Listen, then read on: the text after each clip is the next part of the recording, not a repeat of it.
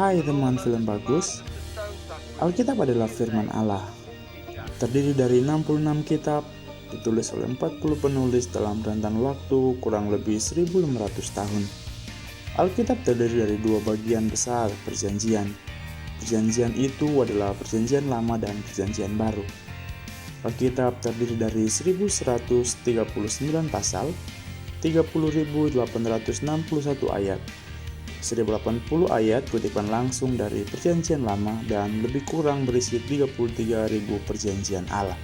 Dan pada video kali ini kita akan membahas tentang perjanjian Allah. Dalam bahasa Inggris, kita menemukan dua kata yang berbeda tentang janji atau perjanjian. Pertama adalah promise dan yang kedua adalah covenant.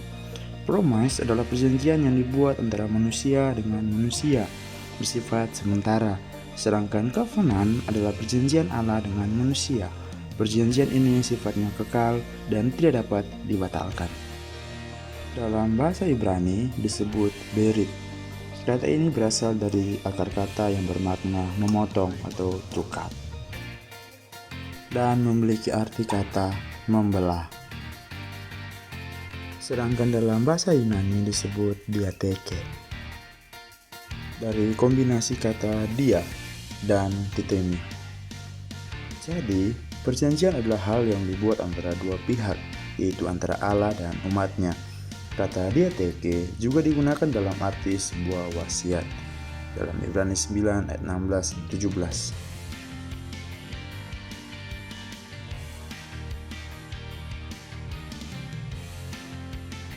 Pada umumnya, sebuah perjanjian dibuat antara dua pihak, tetapi wasiat adalah sepihak. Perjanjian Allah atau wasiat Allah dibuat dalam kedaulatan dan secara sepihak oleh Allah. Jadi, perjanjian menunjukkan pada perjanjian antara Allah dan sasaran perjanjiannya, yaitu manusia terikat menjadi satu sehingga masuk dalam hubungan pribadi. Oleh sebab itu, Allah menggunakan perjanjian sebagai sebuah sarana untuk menjalankan secara penebusan yang menampakkan kasih Allah terhadap umat manusia dan kehendaknya yang sangat kuat untuk menyelamatkan manusia. Menurut Kamus Besar Bahasa Indonesia, kata perjanjian berasal dari kata janji yang memiliki pengertian ucapan yang menyatakan kesediaan dan kesanggupan untuk berbuat, seperti hendak memberi, menolong, datang bertemu. Persetujuan antara dua pihak, masing-masing menyatakan kesediaan dan kesanggupan untuk berbuat atau tidak berbuat sesuatu. Sedangkan perjanjian memiliki arti persetujuan yang dibuat oleh dua pihak atau lebih, masing-masing bersepakat untuk mentaati apa yang tersebut dalam persetujuan. Syarat, tenggang waktu, persetujuan resmi antar dua negara atau lebih di bidang keamanan, perdagangan, dan sebagainya. Persetujuan antara dua orang atau lebih dalam bentuk tertulis yang dibubuhi materai yang meliputi hak dan kewajiban timbal balik.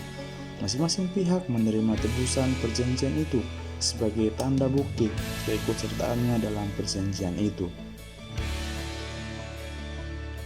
Dengan demikian, perjanjian meliputi berbagai hal, diantaranya adalah persetujuan, melibatkan minimal dua pihak, ada syarat, memiliki tenggang waktu, resmi, ada hak dan kewajiban, materai. Jadi pengertian sederhana perjanjian adalah suatu kesepakatan yang meliputi segalanya antara dua pihak dengan batas-batas dan janji-janji yang dijabarkan dengan jelas.